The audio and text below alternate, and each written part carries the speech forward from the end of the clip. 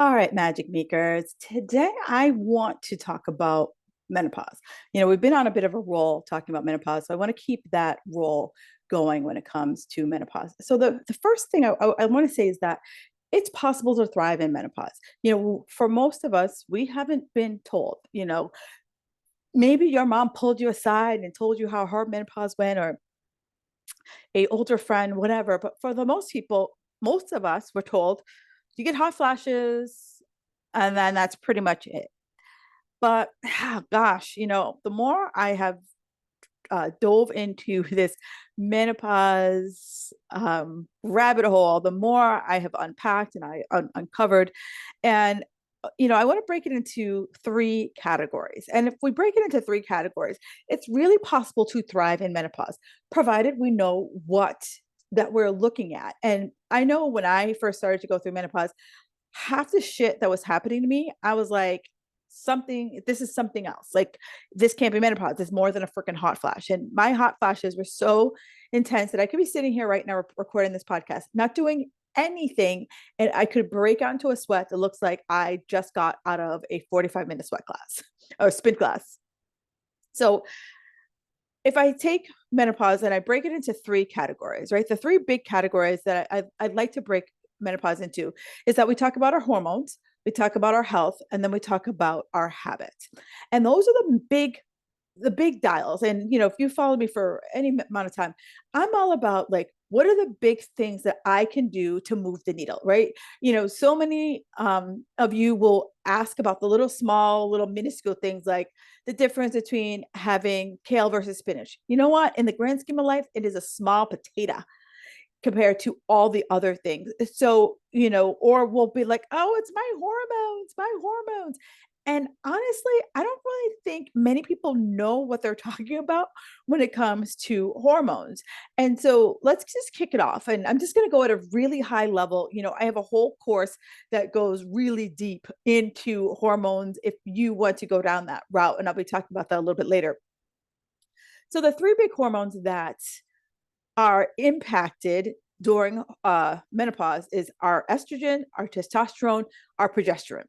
I can also talk about cortisol and insulin, right? But those are, I want to say, those aren't the cortisol and progesterone are, sorry, cortisol and insulin aren't the two big things you hear about in menopause. The big three: estrogen, progesterone, and testosterone. And I want let's break it down. So estrogen is what gets the signal first to start the reproductive cycle. And in spite of all the things women have accomplished over the last umpteen years, estrogen thinks our primary job is to reproduce. That's it. Estrogen thinks, like, I'm supposed to help us start having a baby. I'm supposed to tap progesterone on the shoulder to say, hey girl, it's your turn to start preparing the womb for the ovaries to release the egg. Right? That's primarily what estrogen thinks his job is. And so estrogen is like, because it's like in the relay race. Estrogen's like, I start the relay. And if I don't start the relay, then progesterone is not going to be able to do its job. So as you are marching towards uh, full blown menopause, our bodies don't always get the signal for estrogen to come out. And so if the pituitary is not like, hey girl, bring out that estrogen, your body will be like, oh, we're supposed to have a baby soon. It's been almost 20 something days. We should have a baby here. So instead, estrogen will start to store itself, because it's like, I'm not regularly getting that signal, and I just want to make sure I'm ready to go. So think about, like, so you have that family member who, like, always buys like two or three of something so they have things just in case. That's what estrogen starts to do. And so if you start to see that accumulation of that, like, belly fat accumulation on our hips and our thighs and our butts, that's estrogen, storing energy away for a rainy day so that it could tap into our fat stores and pull out estrogen. Estrogen is also responsible for hot flashes. If I have high estrogen levels, I'm probably going to have a lot more hot flashes. The weight gain, sleeping is going to be a challenge, hair loss. So those are the things that, when we say hormones, those are some of the things to be on the lookout for when it comes to estrogen. Now, when it comes to progesterone is more, think about, like, PRO, protective, right? It's more about protecting our womb. That's what is, tells the uterus, okay, it's time to create this little, nest in our uterus for the egg to start to, live and thrive. And so with progesterone, it's really when that's our also our resilience hormone. And so as we move into menopause, as progesterone starts to just not show up on the regular, we get brain fog.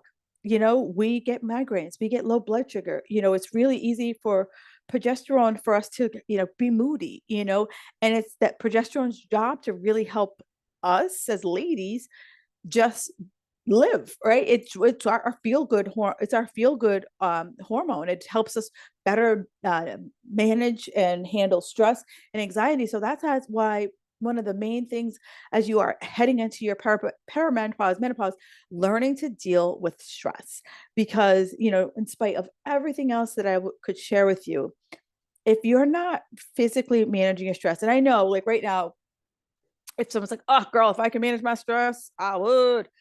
But here's the thing. This is what I know. I am a recovering stress ball, and it takes a lot for me to get stressed out. And yeah, I have periods of stress, but there's periods of stress, and there's that time that you are just like literally pressing on the doorbell of stress. And so here's where you are going to look for things that bring you joy. What is it that bring you joy? Is it playing with your children? Is it playing with an animal? Hell, go to a dog park and find plenty of animals. Maybe start being a dog walker, whatever, but find something that brings you joy. Sitting and coloring an adult coloring book, laying and reading a book. One of the things that came for me out of COVID is reading for pleasure. I stopped reading for pleasure, and now I look forward to it. And now that is just like one of the things that just like I look forward to every single day. So I challenge you just to find something that brings you joy. And it doesn't have to cost a lot of money. It doesn't have to be a massage. It's just like, this is like you time. This is like Kim time, and protect that like a mama bear, right? I really protect my nighttime ritual. And, my husband always makes fun of me. And he's like, when are you going to start your wind down? And I'm like, it's just what I look forward to. It's my little like Kim time. It's my like, 30 to 40 minutes of just I don't give a crap about anybody else during that 30 to 40 minutes. And it could be 10 minutes, it could be 15 minutes. I share with you, I have a friend who locks herself in a pantry and she puts a timer outside. So and her kids know, like, don't come knocking on this door until this timer goes off. And that's her 15 minutes. And she just like, you're like, it saves me from going to jail. Like I need that time. Um, the other thing that you'll see during, this perimenopausal time when it comes to that hormones getting a little crazy, heavier flows or trickles, bloating, constipation, tender boobs, like, and maybe you've experienced all this all along. And I know for me, like my periods were a hot mess for a really long time. And now, hindsight being 2020, I should have anticipated that menopause was going to be challenging for me because my hormones are already crazy before nature got into, before my age added into the hormonal nightmare that I was already experiencing. The other thing with this is it impacts our brain health. Estrogen is also works up in our brains. Things that I learned during, I did a whole podcast on Alzheimer's and Barbie. We went through a lot, great detail. So if you are interested in learning more about that, I will write myself a note to link that in the show notes. So that's hormones, right? And again, I wanted to just give you a preview of that because so many of you are like, hormones. And, most people don't know what they're talking about when they say hormones. It's just this like blanket statement. Now, I also mentioned insulin and cortisol, and I didn't go into detail, but I'm just going to circle back on that. So one of the things that, the big three, estrogen, progesterone, testosterone, is that they start to play a role in navigating our other hormones. And so one of the things that women, as we start to get into that perimenopausal age, we start to become less resistant to insulin signal. And so this I'll talk about a little bit later in the podcast. So that means we have to be a little bit more judicious with our foods, right? And you might have already noticed this, that those big events, those big weekends, those big vacation things can't really happen too much without you having to work a little bit harder, or maybe you're like, I keep working hard and my body is still not, listening to that signal. Same thing with cortisol, right? And as I mentioned, we are with progesterone, going in and out, not as resilient to that stress. So what that means is that you here have to like find something that is going to bring you joy. um, One of the things that really helped me better navigate my stress was I had to learn to let shit go. I had to really work hard to not feel like I needed to control everything. I am a recovering perfectionist. I am a recovering control freak. We got meetings on Tuesdays, right? And I know that a lot of the women who follow me, perfectionists, like we want to get everything just right. Guess what? I don't know. I've been on this planet a long time, and I want to say do get things just right most of the time, but there's a lot of shit that I don't, and I've just had to let it go and just ask myself the hard question, like, is anyone going to die if I don't get this perfect? I, you know, Dieting doesn't have to be my life. My life doesn't have to revolve around what I put in my mouth and how I exercise. I need to be mindful about that, but it doesn't have to revolve around my life. So as we talk about those two things, so insulin and cortisol, so really focusing in on food choices and also stress. So that's hormones, which leads us into our health.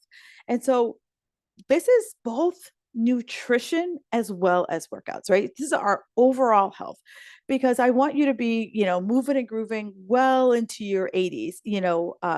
I recently read that the average age that most women live to are into their late 80s.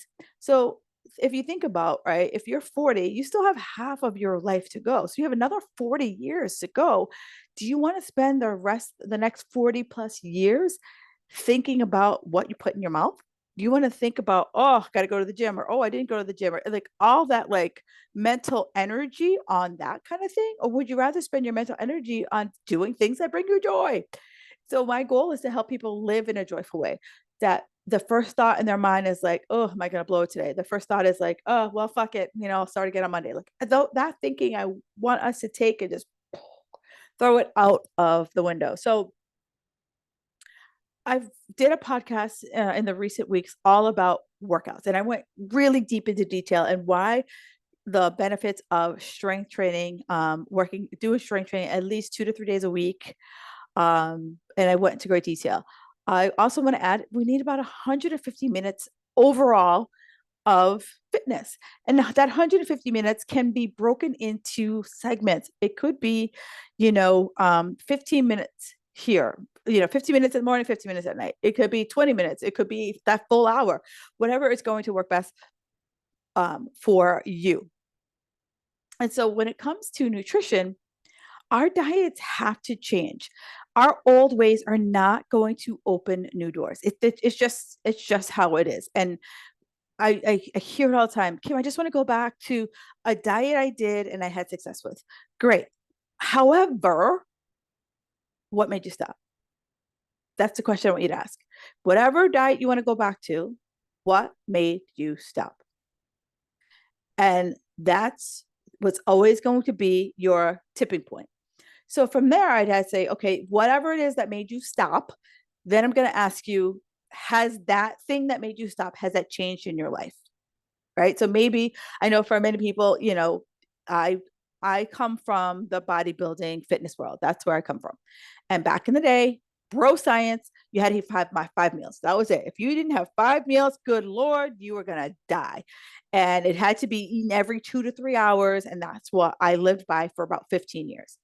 Now, over the course of doing a deeper dive into menopause, one of the things that I have found out is that I was just eating too much too frequently for my body. I was never allowing myself to get hungry. I was the clock. It was like I was like a Pavlov's dog, right? The clock would say 10:30, ding, I would eat.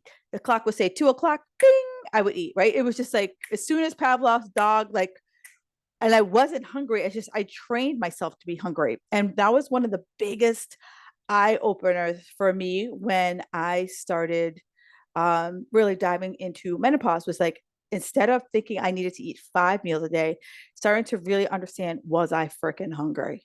And that was a game changer for me. That was like the first time I saw like body composition change in menopause. The second thing when it came to nutrition was that I found that I needed to dramatically increase my fiber. And that fiber meant eating way more vegetables than I was. I was eating like 2 to 3 cups of vegetables a day, but I had to, and that was really just in like my salad and my dinner. And just by adding in like a half a cup of vegetables to my shake in the morning, what made a big difference in how long that shake lasted. And for many of you, you're like, oh, I only put spinach in my shake. Oh, for the love of God, there's so many other vegetables you can put in your shake other than spinach. I love cauliflower in my shake. I think it gives a little bit more of a texture. Cauliflower tastes like nothing. You could buy frozen rice cauliflower. You can buy,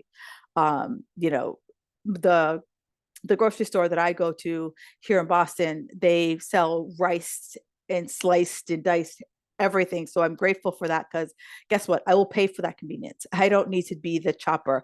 You could also buy, if I can't find frozen riced cauliflower, I buy the whole floret and I throw it into my shake. But I also you can put in yellow squash into your shake, carrots into your shake. Like just think outside the box. And these little things are what would just help me to add in a little bit more fiber to my nutrition, and also being more mindful about protein. I grew up in the bodybuilding world, and protein is king, right? In bodybuilding, protein is all the rage. But in menopause, protein is king as well because you're doing your best to hold on to as much muscle as you can. And in the podcast I did all about uh, strength training, one of the biggest things that most people will notice as you age, you will start to see things get a little flabby. And this is you saying, oh, my muscle is turning to fat. No, your muscle isn't turning to fat. Your muscle is turning to loose muscle. And what you're seeing is you are losing muscle tone, and you will lose 3 to 5% of your muscle tone every 10 years. So, and when you hit age 60, that is going to accelerate.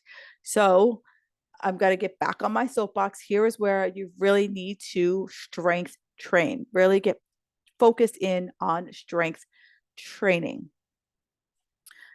So go back and listen to that podcast if you haven't listened to that podcast, or if you have any specific questions, you can reach out to me on the socials. You could also just shoot me an email. I would love to hear from you. So if I go back to eating, the food choices have to, you have to really look at your nutrition. And I know so many people are like, oh my God, that I can't. I'm not going to say you have to track food for the rest of your life, but I look at it like this. What the hell's going on? It's like your bank account. Do you just go out spending money willy-nilly, or do you look in your bank balance and you say, okay, I have $1,000. This is what I can do with $1,000. Most people, excuse me, aren't just willy-nilly spending. You're like being very judicious. Yeah, that's what I'm looking for. You're being very judicious. Like this, I'm spending money on this, I'm doing this, I'm doing that, I'm doing this. I have to save for that. You're being very judicious with your money. This is the same thing with food. I need to understand, what am I doing right now so I can make an assessment before I start to say, oh my God, I'm eating horribly, or oh my God, I'm not eating horribly. And especially in menopause, because we just don't have that bounce back that we did when I was 35. For me, the wiggle room, I always tell people the wiggle room, 80%. Depending on like if you're someone who is gaining weight in menopause, your wiggle room is probably like 10%. 10% of your weekly budget is fun. The nightly Chardonnay, ah, sorry. It's like I have to ask myself, what do I want? You know, that's the biggest question when it comes to this time in life. What do I want? And if I and I have to give and take. So if I want to lose this menopausal weight, ask myself, what am I willing to give up? Right. So I take this assessment and I'm like, okay, what does my week look like? And then I circle, what am I willing to give up? And it's not in a deprivation way. It's in a like, if I'm having a glass of wine every night, Am I willing to take out the glass of wine Monday through Friday and have a really nice glass on Saturday night with my sweetie or with a good book, right? Am I willing to do that? Ask yourself those questions. Or are you having a treat every single day? And is that treat huge or is that treat small? What does that size look like? What do the size of your meals look like? Because maybe some of you are dramatically under eating or dramatically overeating. I see both sides of that coin. I see women who are eating less than 1,000 calories and they're surviving on, they'll have a shake in the morning, they'll have a yogurt with some fruit for lunch, and then they'll have a protein and a vegetable for dinner. And they wonder why they're hungry all the time, or wonder why they're not sleeping, or those kind of things. Or I see people who have like those kind of meals, but maybe Thursday night, Friday night, Saturday night, they're having dinner out, or they're foodies, or their husband brings home a pizza, or spouse or someone brings home a pizza.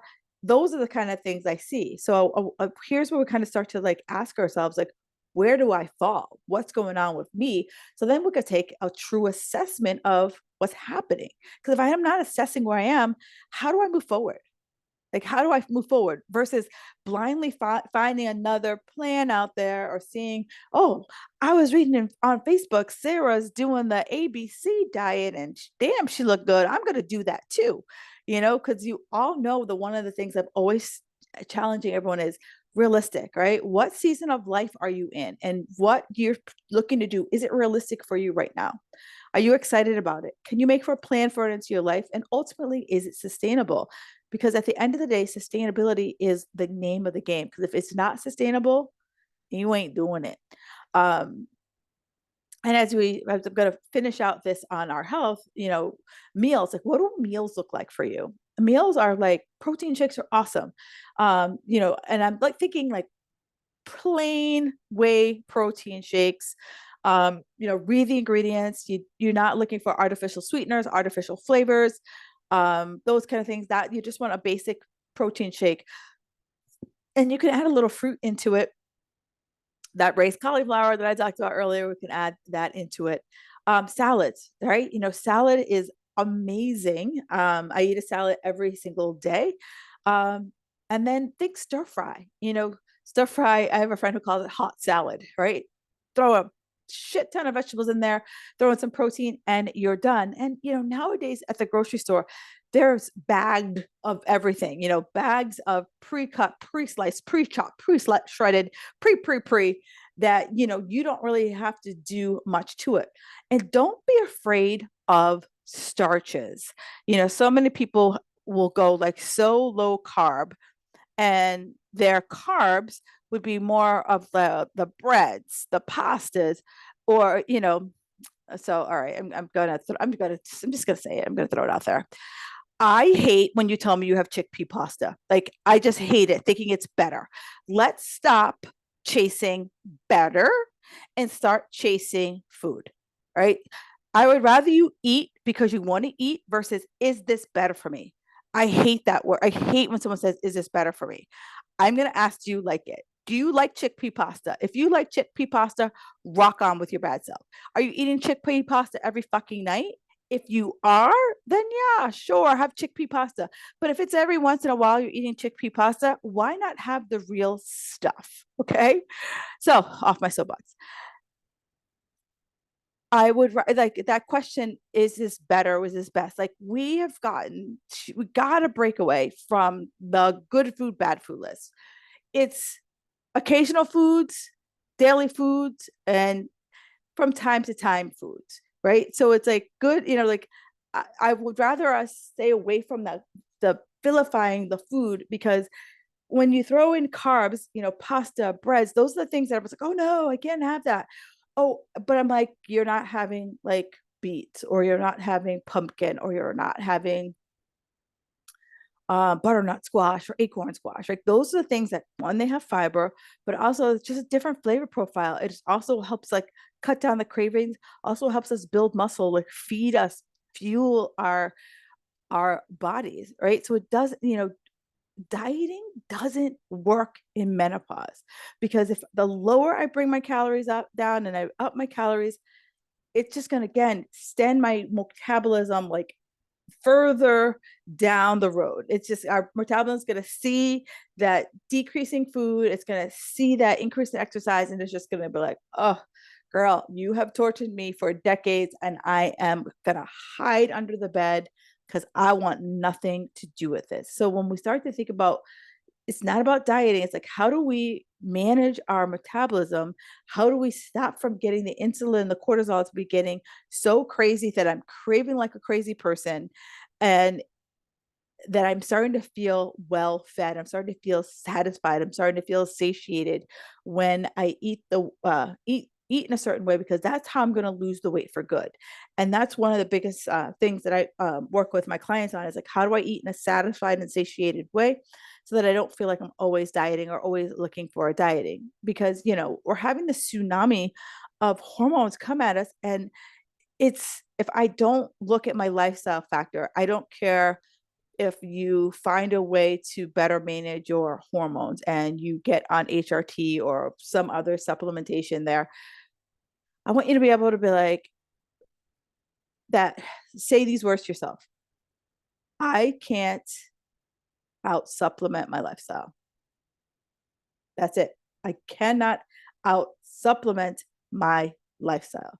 If I have a lifestyle of high stress, I have a lifestyle of overeating, over drinking, not sleeping, no matter how many supplements I take, I can't outrun my life. And so here's where, when it comes to nutrition, I need to pick my battles, right?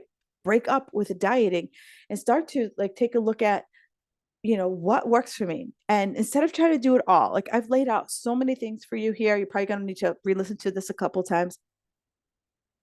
But I want you to just like be honest with yourself. Like, what can I handle? All right. And I always give people one to three things. One to three things. What can I handle? What feels challenging but doable for me right now? What feels it? What feels like, oh, gosh, that's just too much? Put it off to the side until we figure out what feels challenging but doable, so that we can start to strike this nutritional balance. We can start to strike this workout balance, so that we don't no longer feel like we are always in that do mode. Um, Recently, Oprah wrote a book about being happy, and her co-author were being interviewed, and she said this, and she said, when I ask people what makes them happy, a lot of people like pause. And she said she invited the author over for dinner before they started writing the book, and he asked her, Oprah, what makes you happy? And she was like, that was just like a hard question. She's like, I've been interviewed a million times. I've been the interviewer a million times. And that was one of the hardest questions I had.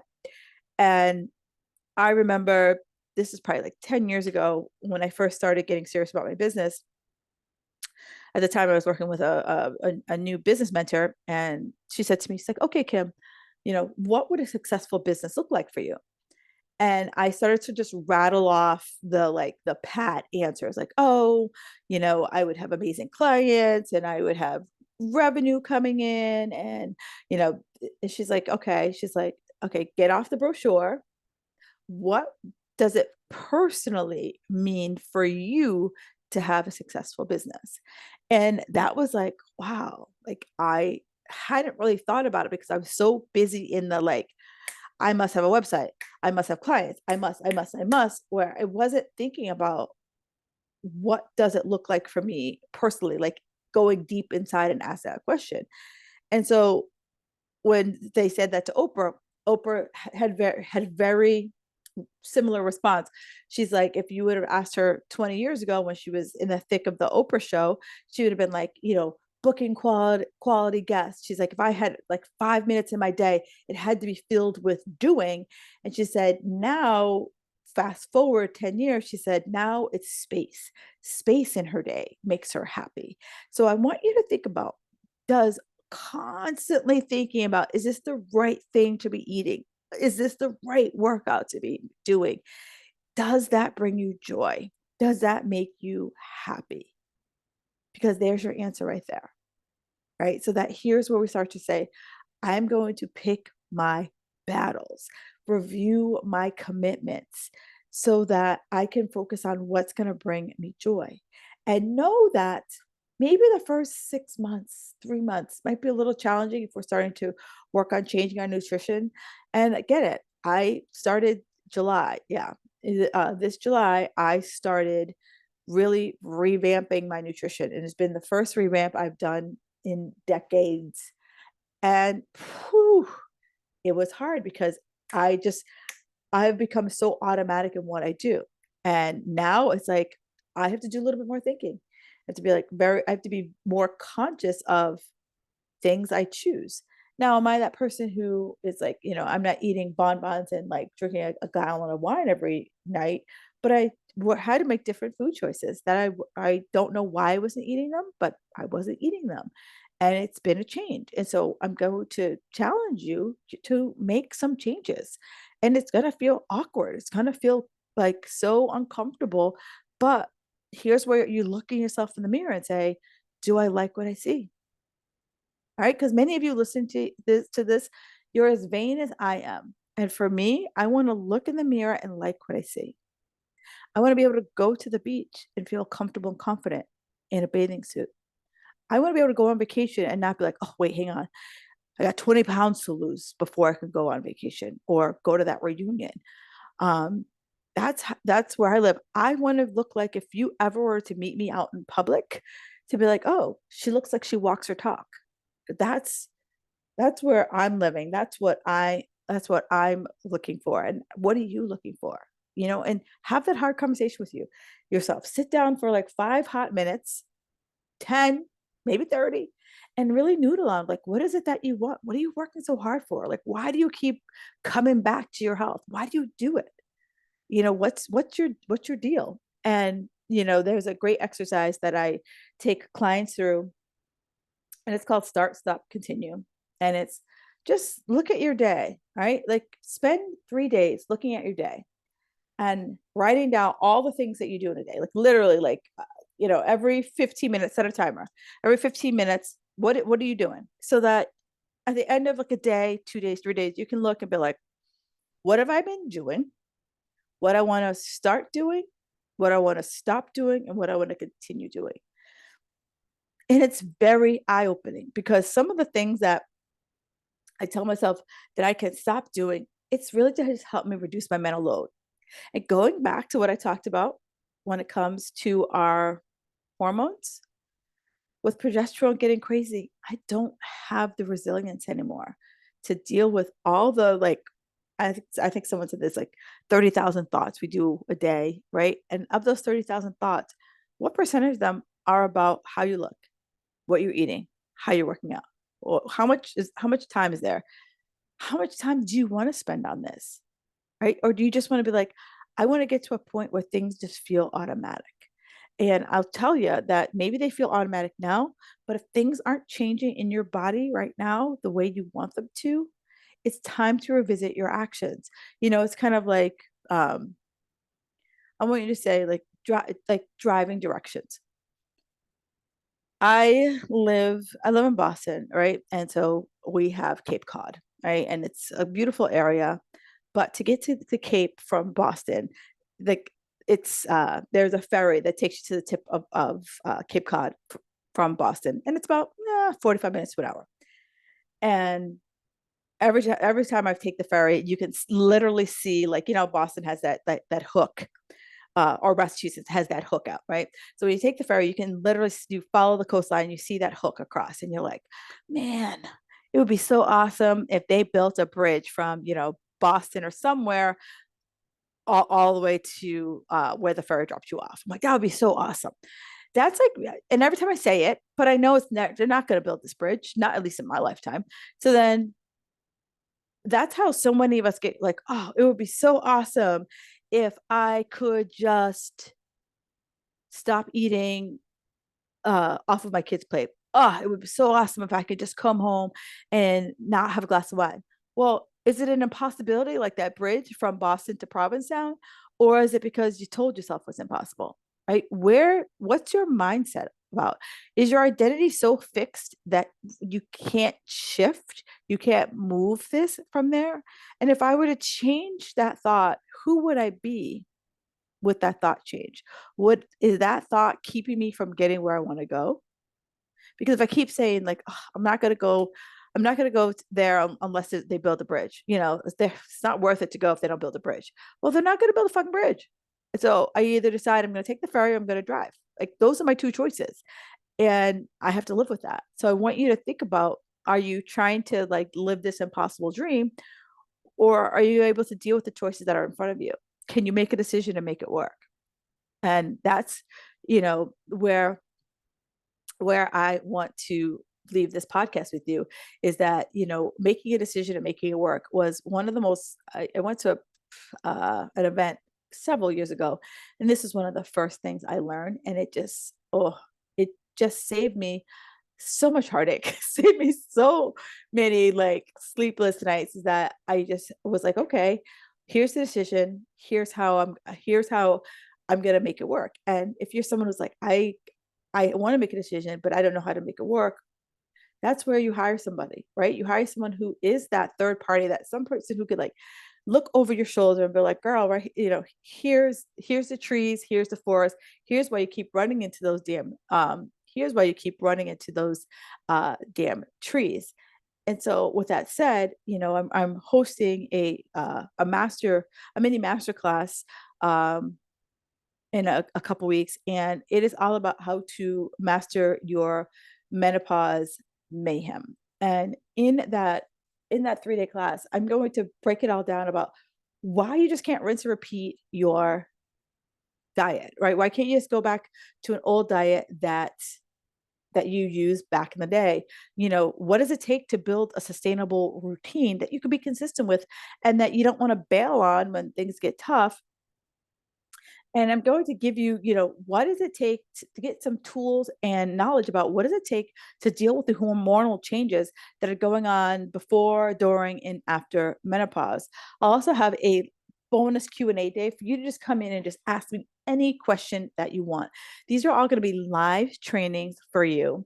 And this is going to kick off in a few weeks. So if you want to be a part of this, do me a favor, go to the link in the show notes, and you'll be able to grab your seat. Because if you give me 3 days, we are going to take a deep dive into the secrets and nutrition lifestyle adjustments needed to be made over 40 that will give you what you need to gracefully glide through the wilds of menopause and beyond. So I would love to see you in that free mini course. If you have any questions about about menopause, please do me a favor, reach out to me. I always want to hear from you. This will help me to come up with other ideas for the show. Also help me to better guide this free mini course. All right, ladies, enjoy the rest of your day and stay fabulous.